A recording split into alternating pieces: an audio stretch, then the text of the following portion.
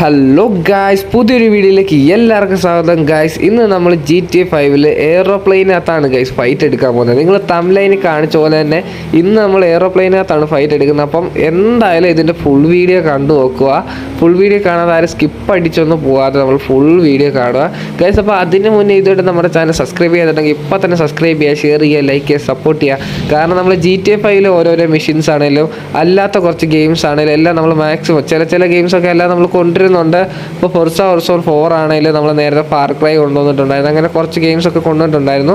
അപ്പോൾ ഗൈസ്, ഏതെങ്കിലും ഗെയിംസ് വേണേൽ നിങ്ങൾ കമൻറ്റ് ചെയ്യുക. അതായത് ഒരു 6 GB റാമിലൊക്കെ നിൽക്കുന്ന ഓടുന്ന ഗെയിംസ് നിങ്ങൾ കമൻറ്റ് ചെയ്യുക. നമ്മളപ്പോൾ മാക്സിമം നമ്മൾ കൊണ്ടുവരാൻ നോക്കുന്നതായിരിക്കും. അതാണ് നമ്മുടെ ലാപ്പിൻ്റെ സ്പെക്ക് എന്ന് പറയുന്നത്. അപ്പം നിങ്ങൾ പറയുമ്പം നമ്മൾ മാക്സിമം കൊണ്ടുവരാൻ നോക്കുന്നതായിരിക്കും.